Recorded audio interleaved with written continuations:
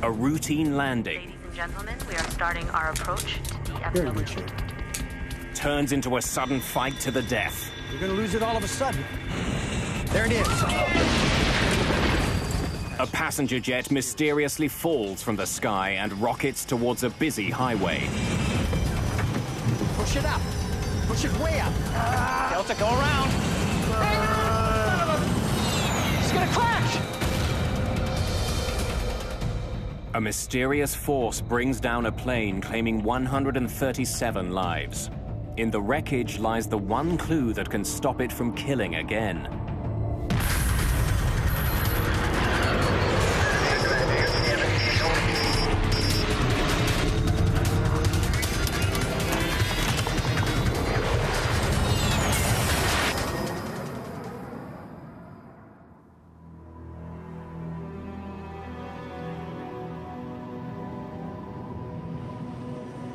August the 2nd, 1985. Dallas, Texas.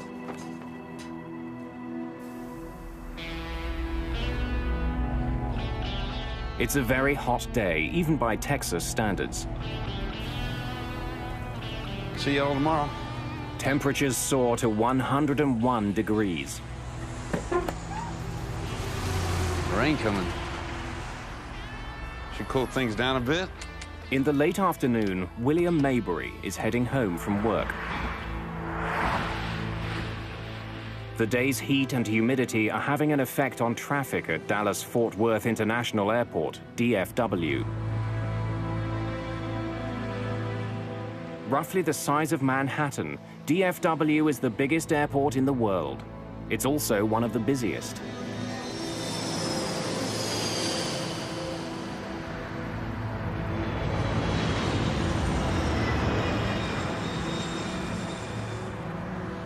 The heat has triggered some afternoon thunderstorms at the airport, creating a backlog of planes waiting to take off. American 631, you are cleared for takeoff. Air traffic controller Gene Skipworth is in the tower today. He's been working there for 14 years. With him is controller Mike Porter. Skipworth was not asking for help. Nothing seemed unusual other than the fact that we were starting to get busy and aircraft were starting to pile up.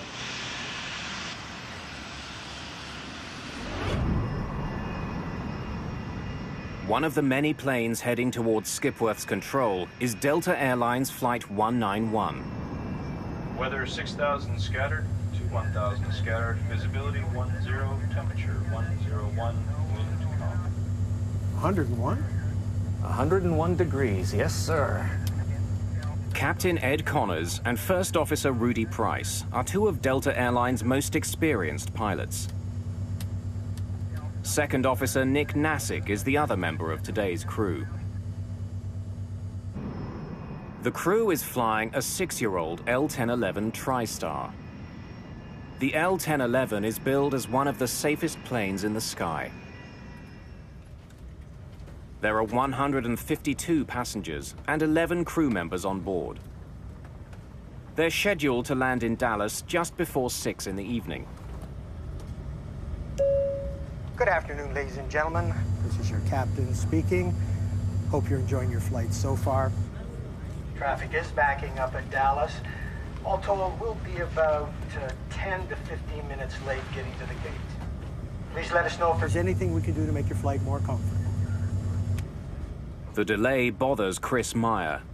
He's a frequent business traveler who's in a hurry to get home to his family for the weekend. I've been down in Florida, Fort Lauderdale, for the last 2 weeks, and it was a Friday afternoon, and I was due to go home on Flight 191. One of IBM's best-known executives is also on the flight. Don Estridge led the development of the IBM PC. He and his wife are traveling to Dallas for a family visit.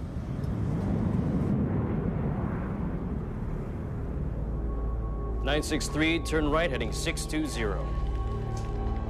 En route from Florida to Texas, Delta 191 will be in communication with several controllers. I'll turn you into Blue Ridge. It'll be about 0. Every aircraft is guided along its flight path by a series of regional air route traffic control centers. They direct each plane's speed and altitude. 1901, descend and maintain 10,000. Join the Blue Ridge 010 radial and inbound. We have a good area there to go through. Captain Connors has some concerns about the route he's been given. He sees a storm cell along that path, and he doesn't want to fly through it. Well, I'm looking at a cell at about a heading of 255. It's a pretty good-sized cell, and I'd rather not go through it. I'd rather go around it one way or the other. I've had about 60 aircraft go through this area out here, 10 to 12 miles wide. They're getting a good ride, no problem. Well, I can see a cell now about heading 240. When I can, I'll turn you into Blue Ridge. It'll be about the 010 radial. 010, roger. We're going to hold you to that. Captain Connors gets his way. He's given permission to fly around the storm. Once past it, he'll line up for a landing on runway 17 left. I'm glad we didn't have to go through that.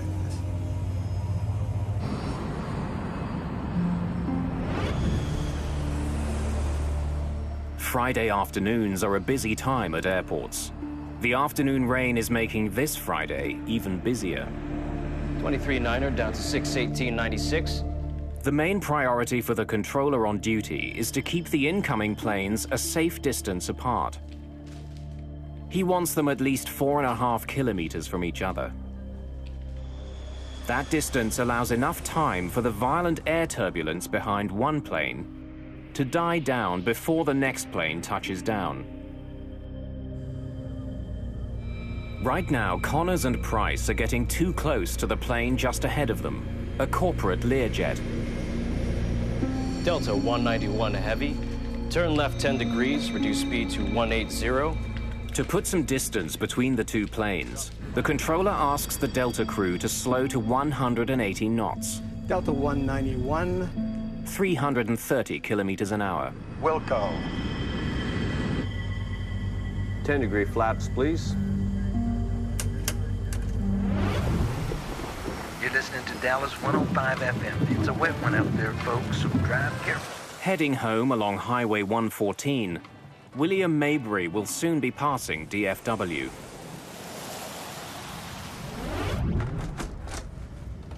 Flight 191 is now just 50 kilometers from the foot of the runway. Ladies and gentlemen, we are starting our approach to DFW.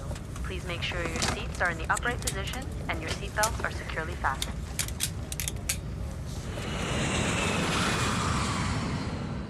The crew begins their final descent into the Dallas-Fort Worth area. Attention all aircraft listening.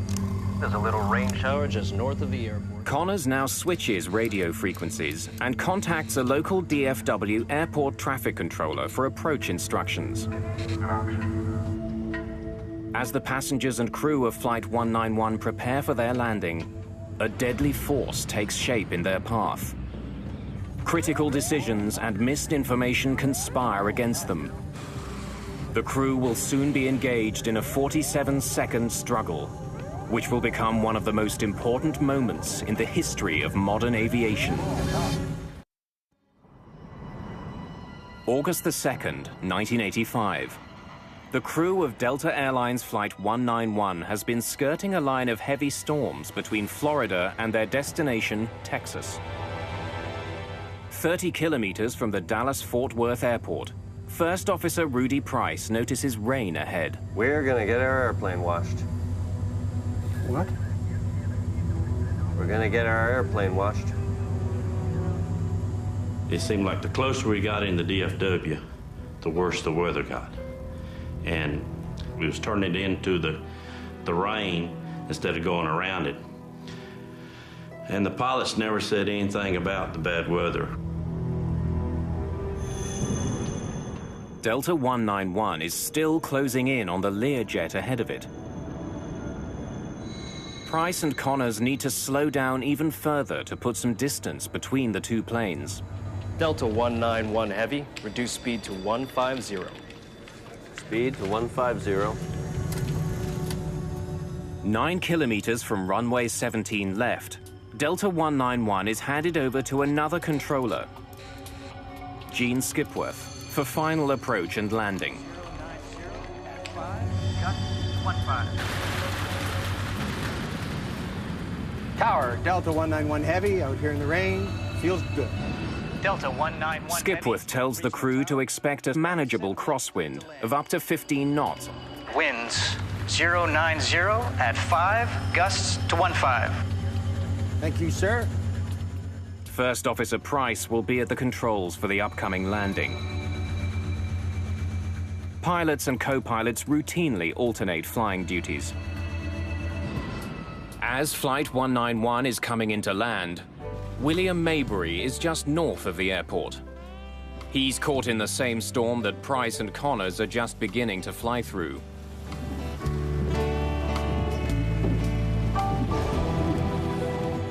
Before landing check. Landing gear. Down, 3 green. Flaps, slats. 33, 33, green lights. The crew suddenly notices that they'll be flying into more than a bit of rain. There's lightning coming out of that one. What? There's lightning coming out of that one. Where? Right ahead of us. 1,000 feet. I'll call them out to you. All right.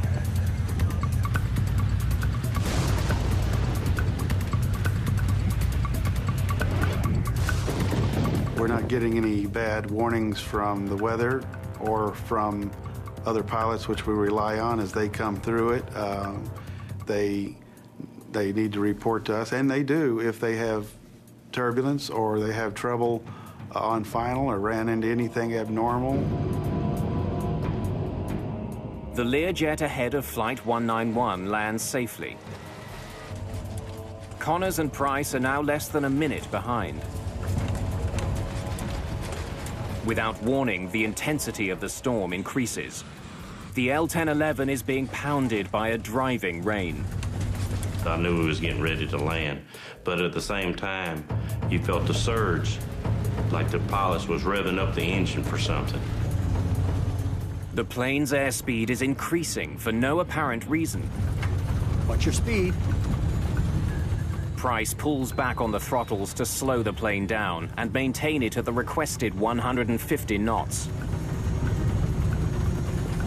The plane is just 180 meters from the ground. You're gonna lose it all of a sudden. There it is. Then the plane drops rapidly. It's as though an invisible force is pushing it to the ground. Push it up. Push it way up. Way up. Way up. Way up. The crew is pushing the plane's jet engines to their full power, but can't get more speed or get the plane to climb. So I pulled my seatbelt tight as I could, but at the same time, you could hear a pin drop. Nobody was talking. But I mean, it got dead silence. As suddenly as it began, the crisis seems to end. The plane stops falling and begins to pick up some of the speed Connors and Price have been fighting for. That's it. But before the crew can take another breath, the plane drops again, rocking violently from side to side. And then it dips wildly to the right. And I just knew we shouldn't be that close to the ground that soon. Hang on to the son of a... About 2 kilometers from the runway, it plows into a field and rockets towards Highway 114. When we hit the ground, it felt like you was in a car running over railroad ties. It was real bumpy. The crew somehow manages to get the plane back in the air. At that moment, Gene Skipworth catches sight of Delta 191. He's gonna crash! Delta, go around! But it's too late. The plane's engines slam into William Maybury's car on Highway 114. He is killed instantly. The plane hits the ground again, north of the runway. It's traveling more than 350 kilometers an hour.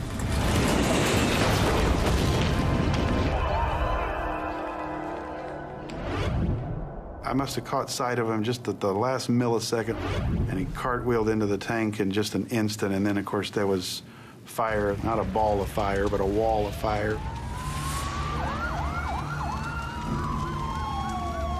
It seemed like it was only a few seconds, 5 seconds at the most. I don't know how long it was. Everything was stopped.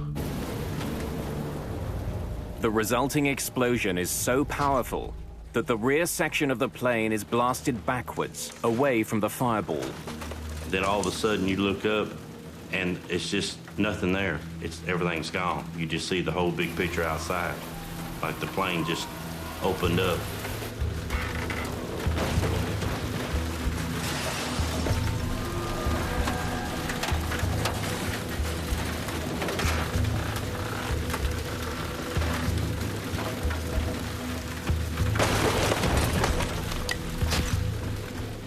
Remarkably, the tail section containing the last 10 rows of seats is relatively intact.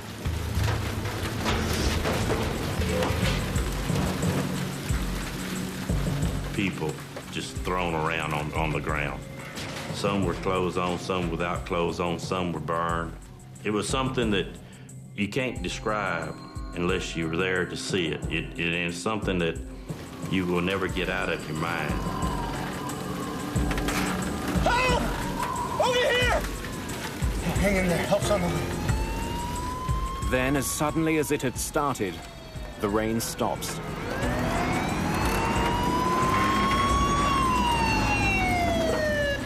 It takes firefighters less than a minute to get to the crash. And when I arrived on the scene, I truly believe that there wasn't anybody that had survived this plane crash because there was just devastation everywhere.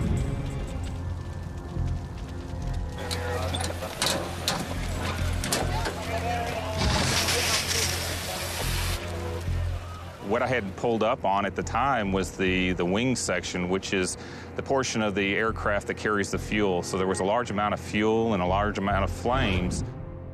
The front of the plane has all but disintegrated. I knew I had to get out there. At the time, I was a stringer for Time magazine, worked with them on a part-time basis, called their Atlanta headquarters for this portion of the country. They said one word: go.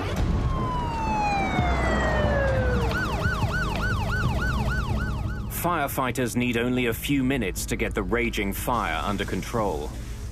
They then turn their attention to pulling survivors from the plane. It wasn't until the fire started to subside a little bit that I saw the tail section where there was some hope of some people surviving. There were these two women that were walking through the smoke. Ladies, clear the area!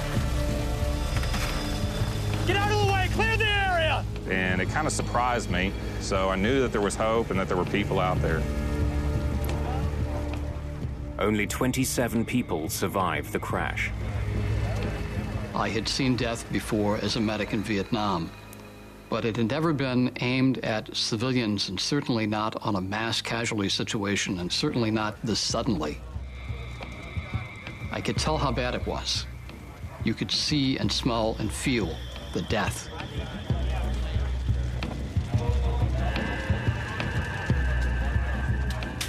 We felt like we did everything that we could, and we were just, we're just pleased that there were survivors.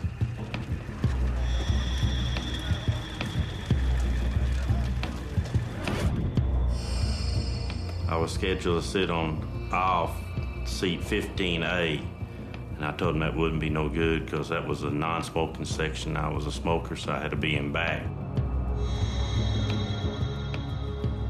That probably saved my life. Captain Connors, First Officer Price, and Second Officer Nassik are killed. So are 5 other crew members and 128 passengers. IBM's Don Estridge and his wife are among the dead. In the tower, there was silence for probably 1 to 2 minutes, except for just an occasional transmission. But basically, it's just quiet, and you just sit there stunned and wishing you could do anything to take it back.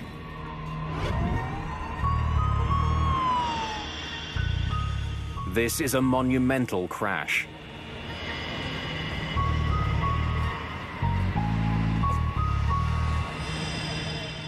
Investigators from the National Transportation Safety Board arrive at DFW, determined to find the cause.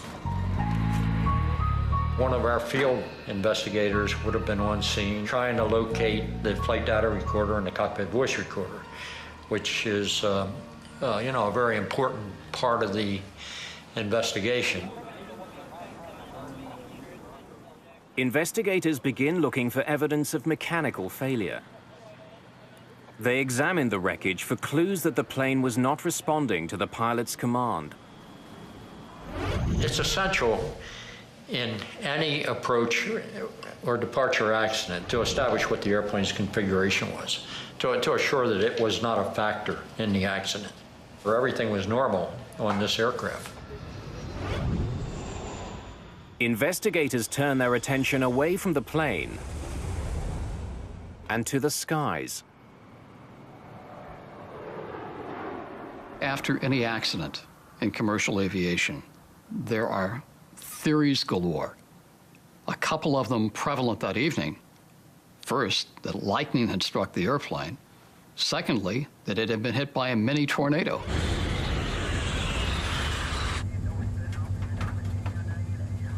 Lightning coming out of that one. Where? Right ahead of us. 15 different witnesses, including flight crews, report seeing lightning as Flight 191 was descending towards the runway. The investigators have to consider the possibility that Flight 191 was hit by lightning.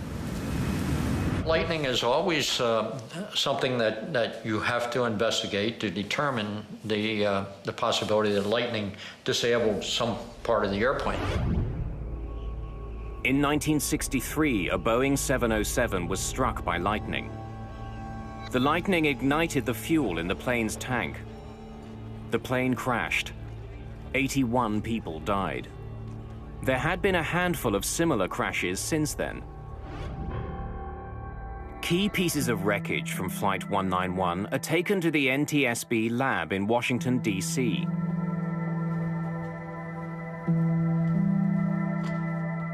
Bud Lehner is the investigator in charge of examining the wreckage, as well as the data from the plane's cockpit voice recorder.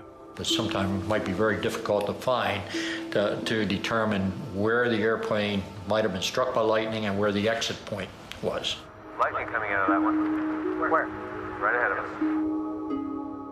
If the plane was hit by lightning, there would be evidence left behind. A device called a static discharge wick is attached to the trailing edge of an airplane's wings. It redirects static electricity into the outside air instead of into the plane, where the charge could cause a fire.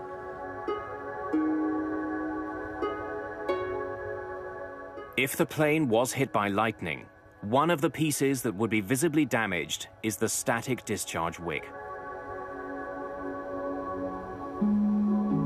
Nothing there. With lightning ruled out, investigators go looking elsewhere. They would soon discover the real culprit. It had actually been caught on tape. A Delta Airlines L-1011 crashes after entering a storm near Dallas.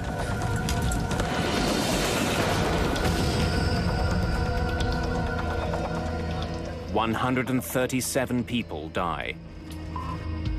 Investigators rule out mechanical problems and lightning as causes of the crash.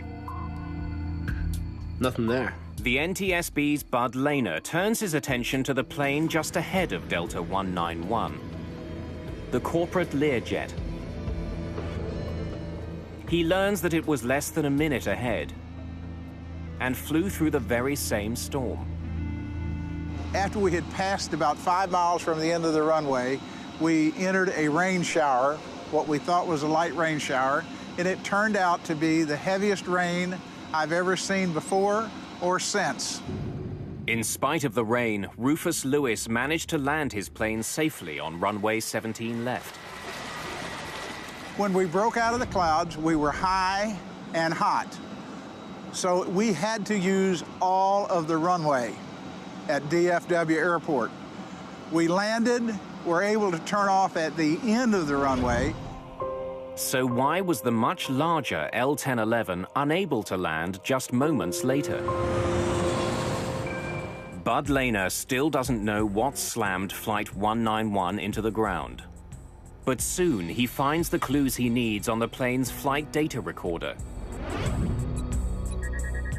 It logs every adjustment pilots make to the plane's controls. The device also records external elements like temperature, wind speed, altitude, and air pressure. Whatever Connors and Price were fighting, there's a good chance it left its fingerprints on the flight data recorder. This flight data recorder gave us several parameters we didn't have before. Engine power, longitudinal acceleration, and those kinds of parameters really enabled us to do a more in-depth analysis. The plane's data recorder has documented a combination of rapidly shifting winds. Then it shifts to a downdraft. In a matter of seconds, the plane was hit with strong winds from the front, then from above, and then from behind. There you have it. For Bud Lehner, that sequence could only mean one thing: a microburst. A microburst is a violent shaft of air falling from a storm cloud. Back in 1985, few people knew more about encounters between microbursts and airplanes than John McCarthy. If you're at the kitchen sink and you turn on the water and it goes straight down and it splashes out in all directions. And that's kind of what a microburst is, except that it is extremely bad news if you're an airplane flying through it at low altitude. A plane first faces a strong headwind which lifts the plane skyward, then a downdraft which slams it towards the ground. Finally, the microburst delivers its most dangerous punch, the tailwind. And you would get a rapid descent, a loss of lift, and a rapid descent towards the ground, and easily crash the airplane. A plane's wings need a steady flow of air moving over them. That's what gives them their lift. By inhibiting that flow, the tailwind reduces lift. There's no better recipe for a microburst than the weather conditions at Dallas-Fort Worth on the day of the crash. It had been extremely hot all day, and hot air rises. When that hot air meets the cold, moist air in the storm clouds, it cools instantly and rushes violently back to Earth. A microburst. It is a tiny thing, meteorologically speaking, compared to a big storm or a snowstorm or a hurricane. It's just like a needle in a haystack. At its maximum strength, it's no more than 2 miles across, and it lasts no more than 15 minutes. It was clear that 136 people on Flight 191 had become the latest victims of a microburst. Investigators had their culprit. Unbelievable. And thanks to Flight 191's advanced data recorder, they could paint a remarkably accurate picture of it. The killer had essentially been caught on tape. But what the flight data recorder doesn't explain is how such an experienced crew fell victim to a killer You're in good shape. they were all trained to overcome. When Lehner compares the pilot's actions to the actions of the microburst, Watch your speed. he uncovers details of a fight to the death. A fight that the Delta pilots almost won. Lose it all of a sudden. There it is. He seemed to know what he was going to hit. Watch your speed. The increase in airspeed prompted First Officer Price to reduce power to his engines. Power that he would desperately need in just a few seconds.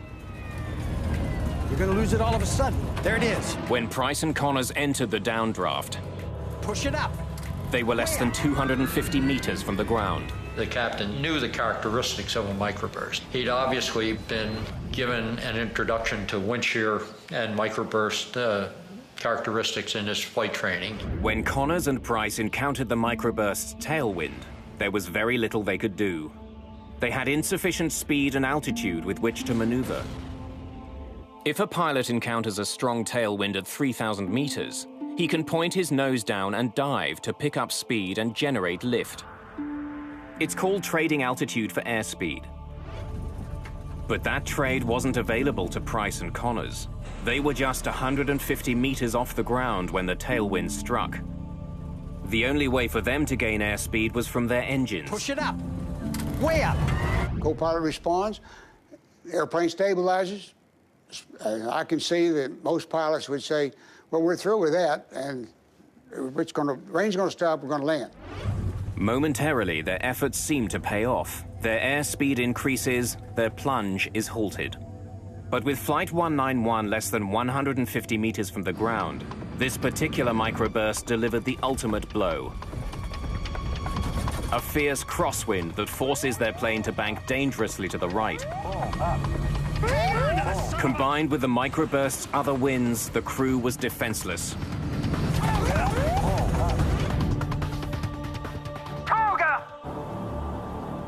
TOGA is takeoff go-around mode, and what it means to a pilot in that regime of flight is let's abandon the approach. We're no longer going to try to land this airplane. We want to do everything we can now to survive the wind condition that we've entered.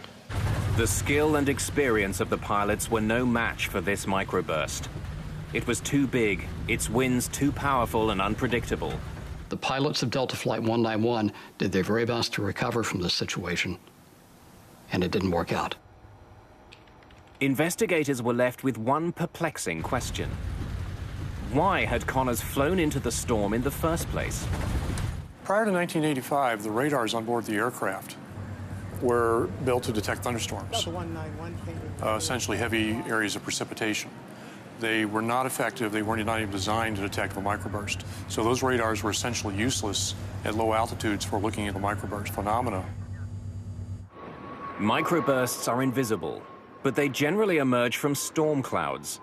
That's why pilots are trained not to fly into storms if they see lightning. It's a pretty good size cell, and I'd rather not go through it. I'd rather go around it one way or the other. When I can, I'll turn you into Blue Ridge. It'll be about 010 radial. 010. Oh, roger. Captain Connors was not a risk taker. He was known as a cautious pilot. I'm glad we didn't have to go through that mess. It's hard to blame the aircrew. Their job is to avoid thunderstorms, and there's probably a forecast for thunderstorms every day at Dallas in the summertime. Which ones do you avoid? And it's a very difficult problem. Earlier in the flight, Connors had flown around bad weather. Investigators can only conclude that he underestimated the storm in his path at the foot of runway 17 left. When you're in a landing sequence at an airport like Dallas or Atlanta or Chicago, and you see other airplanes ahead that are landing uneventfully, you might get the impression that there's a thunderstorm there, but I'm going to pass through it very quickly, and it's not going to be a factor for me. Airports like DFW have sophisticated systems in place to provide weather information to pilots. A thunderstorm at the end of a runway is the kind of threat they were designed to identify. But this deadly storm managed to foil those systems. As Flight 191 was approaching the airport, the weather at DFW was changing very quickly. Attention all aircraft listening. There's a little rain shower just north of the airport. Captain Connors heard that part of the message, but then he switched his radio frequency for his final landing instructions. The Delta crew never heard the last part of this message about weather ahead. There's a little bitty thunderstorm sitting right on the final. There was an observation 2 minutes before the accident that there was a wall of water at the threshold of the runway. It's been my contention that that information would have been very important to the flight crew. Radar readouts from the day of the crash indicate that the storm cell Connors and Price flew into grew out of nothing in a matter of minutes. This is 2 minutes before the accident. The readout shows the beginnings of a weather cell at the foot of runway 17 left. This is 3 minutes after the accident. We have a new cell right at the threshold of the runway that wasn't evident in the previous pictures. This explains why Rufus Lewis was able to land his Learjet. The microburst was just beginning to form when he was approaching the runway. Many people think that there was a huge vertical development that the pilots recognized and they just decided to go fly through it anyway. And I maintain, and I think the evidence proves it, that that was not the case. They didn't recognize this new developing cell. They did get into the storm beneath the cell, but it was heavy rain. They weren't worried about that. Then the hammer fell. It was too late. It's small. It's the length of a runway, roughly, and it doesn't last very long. So it's something that can happen so quickly that many accidents have occurred because nobody knew it was there. The storm arrived at the foot of runway 17 left virtually unannounced. But once there, it attracted a lot of attention. Pilots on the ground, as well as trained weather observers, saw the worsening storm. But they all saw it too late to warn the crew of Delta 191. The storm did show up on a radar screen at the Fort Worth Air Traffic Control Center. But at the time of the crash, the meteorologist on duty was in the cafeteria on a meal break. If the flight crew had had any idea that there would be a severe event in front of them, they would have missed the approach. Investigators conclude that the Delta crash was caused by the pilots' decision to continue their approach into the storm. A decision that was made because the crew wasn't warned about the hazard. In 1985, there were basic systems at airports that could detect dangerous winds, but they could not reliably detect a microburst. On the ground, there were systems called low-level wind shear alerting systems that primarily looked for differences of wind speed around the airport and on the airport. Unfortunately, these sensors tended to be spaced so far apart that a microburst could actually exist in between them and escape detection, or at least detection in time to warn a pilot of the threat. But a microburst detection system to overcome this problem had been developed. It was being tested in Denver and working very well. What we found out is that Doppler radar, which is on the ground, is incredibly effective in detecting microbursts. And in fact, it can detect about 98% of a microburst. Conventional radar uses radio waves to measure precipitation inside a storm.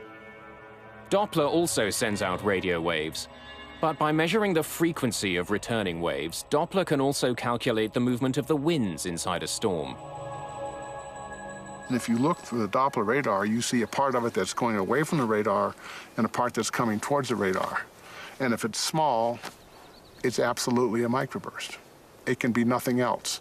So it has what we call an unambiguous signature of a microburst, which means we got it. Since Doppler radar could see a microburst, controllers could use it to warn crews of their presence.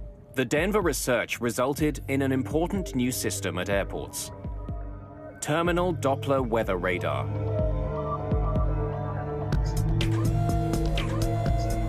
When the system detects dangerous conditions, it relays a warning to air traffic controllers, who can then alert pilots. Flight 236, microburst alert. 50 knot lock, 1 mile final, say intentions. After the crash of Delta 191, the Federal Aviation Authority, the FAA, hurried to install terminal Doppler weather radar at high-risk airports.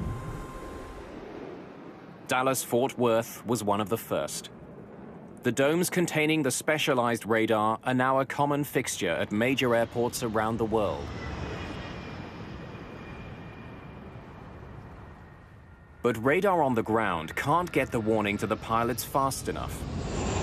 We also have an issue with ground-based systems in that it takes time to communicate the threat to the crew. The system has to detect it on the ground. It would typically go to a control position in the control tower and be relayed by voice to the pilot, which can introduce a delay of 10, 15, 20 seconds, which could be very critical. Planes also needed on-board microburst detection. A team from NASA began developing such a system by flying into the most dangerous microbursts they could find. Here we go. Take it. Straight ahead. By risking their own lives, they would eventually save thousands of others.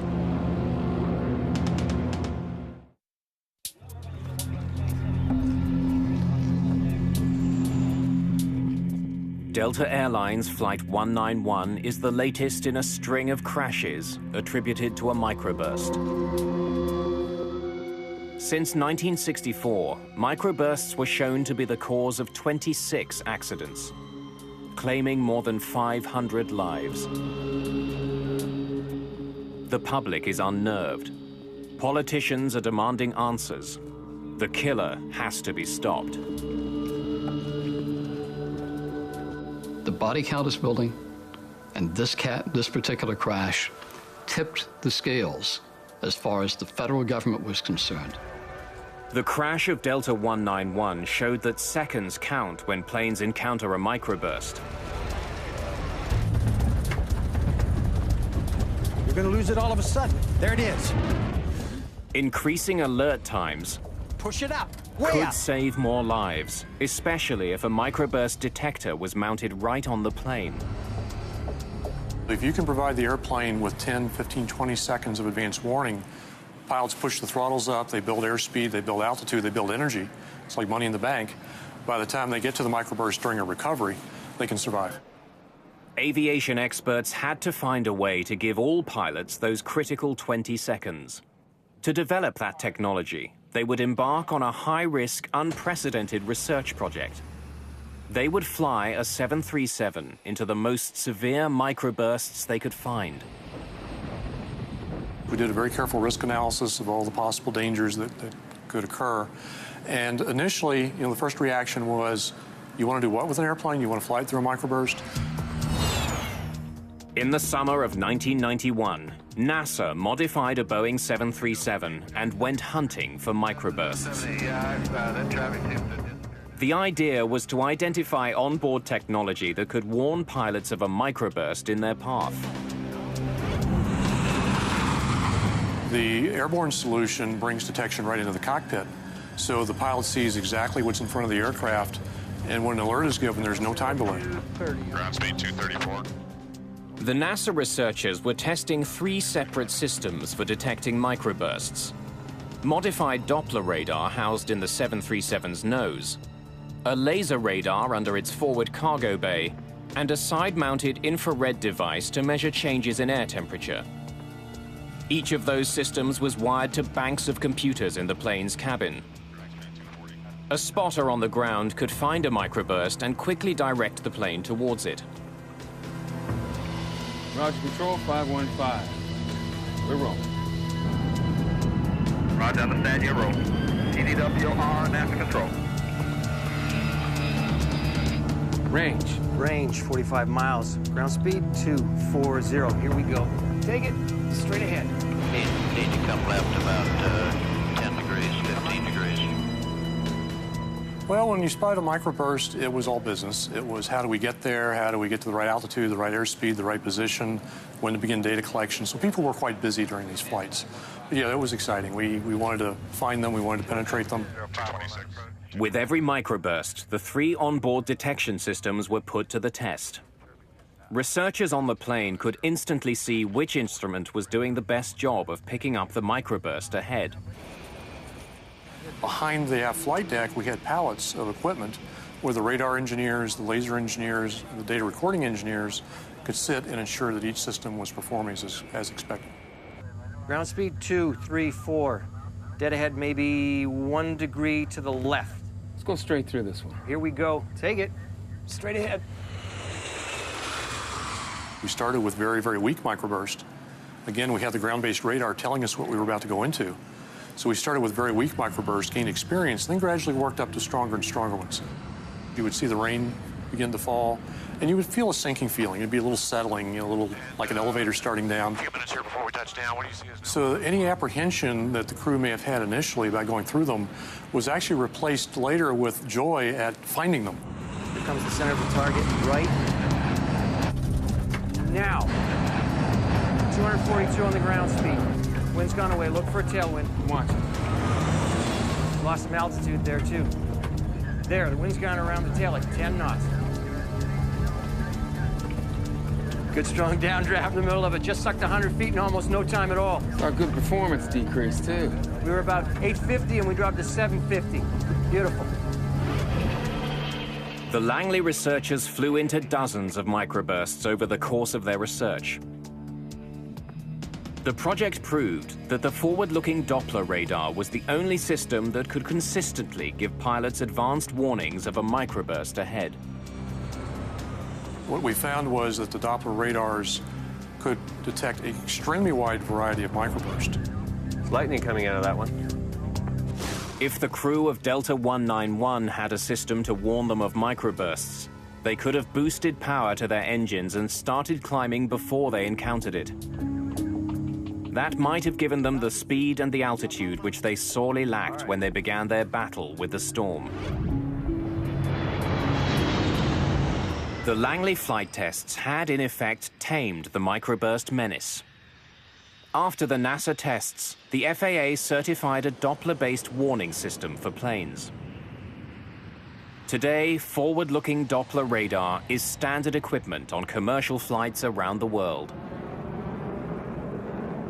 The good news out of all of this tragedy is so many things have now happened, from radar to ground-based systems to airborne systems, and especially to training for pilots. We think that microburst accidents are a thing of the past. If there is one crash that we can look back on now and say, this made things safer because we learned from it, it was Delta 191. The changes made after the crash of Delta 191 have saved countless lives. Captain Connors and First Officer Price lost their fight against a microburst, but their struggle did manage to expose and disarm an invisible killer.